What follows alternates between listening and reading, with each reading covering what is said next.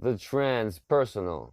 The word transpersonal is somewhat awkward and confuses people, but the point is simply, as Emerson put it, the soul knows no persons. He explains and notes Emerson throughout these quotes uses the masculine, as the custom was of the time. Were he alive today, he would use the feminine and masculine, for the whole point of his notion of the oversoul was that it was neither male nor female, which is why it could anchor a true liberation from any and all restrictive roles. The soul knows no persons. Persons are supplementary to the primary teaching of the soul. In youth, we are mad for persons. Childhood and youth see all the world in them. But the larger experience of man discovers the identical nature, the self-same or soul, appearing through them all. In all conversation between two persons, tacit reference is made as to a third party to a common nature. That third party or common nature is not social, it is impersonal, is God. The soul is without persons, and the soul is grounded in God. Impersonal, however, is not quite right, because it tends to imply a complete negation of the personal, whereas higher development, the personal is negated and preserved or transcended and included, hence transpersonal. So I think it's very important to remember that transpersonal means personal plus, not personal minus. But what could an actual transpersonal experience really mean? It's not nearly as mysterious as it sounds. At the Centaur, according to research of Broughton and many others, the self is already beginning to transcend the empirical ego, or the empirical person.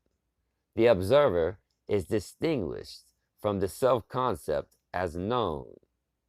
You yourself can, right now, be aware of your objective self. You can observe your individual ego or person. You are aware of yourself, generally. But who then is doing the observing? What is it that is observing or witnessing your individual self? That, therefore, transcends your individual self in some important ways. Who or what is that? The noble Emerson all goes to show that the soul in man is not an organ, but animates and exercises all the organs, is not a function like the power of a memory, of calculation, of comparison, but uses these as hands and feet, is not a faculty, but a light, is not the intellect or the will, but the master of the intellect and the will, is the background of all being, in which they lie, an immensity not possessed, and that cannot be possessed, from within or from beyond.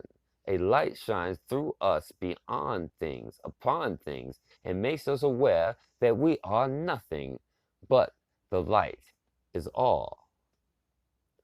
The observer in you, the witness in you, transcends the isolated person in you, and opens instead from within or from behind, as Emerson said, onto a vast expanse of awareness, no longer obsessed with the individual body-mind, no longer a respecter or abuser of persons, no longer fascinated by the passing joys and set-apart sorrows of the lonely self, but standing still in silence as an opening or clearing through which light shines, not from the world, but into. A light shines through us upon things. That which observes or witnesses the self, the person, is precisely to that degree free of the self, the person, and through that opening comes pouring light and the power of a self, a soul that, as Emerson puts it, would make our knees bend. A man is the facade of a temple wherein all wisdom and all good abide. What we commonly call man as an individual person or ego, the eating, drinking, and counting man does not, as we know him, represent himself, but misrepresents himself. Him we do not respect, but the soul, whose organ he is, if he would let it appear through his action, would make our knees bend. When it breathes through his intellect, it is genius. When it breathes through his will, it is virtue. When it flows through his affection, it is love. And the blindness of the intellect begins when it would be something of itself, be its own person. The weakness of the will begins when the individual would be something of himself. All reform aims in some one particular to let the soul have its way through us. And those persons through whom the soul shines, through whom the soul has its way, are not therefore weak characters, timid personalities, meek presences among us. They are personal plus, not personal minus, precisely because they are no longer exclusively identified with the individual personality, and yet because they still preserve the personality, then through that personality flows the force and the fire of the soul.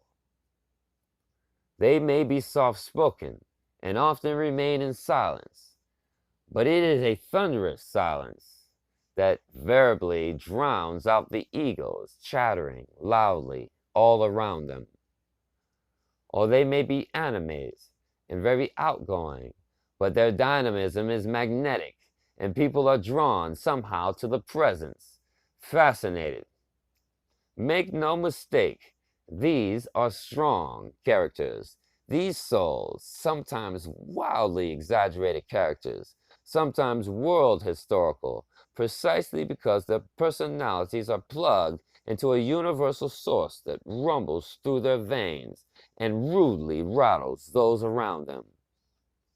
Emerson's message, the soul, is tied to no individual, no culture, no tradition, but rises fresh in every person, beyond every person, and grounds itself in a truth and glory that bows to nothing in the world of time and space and history.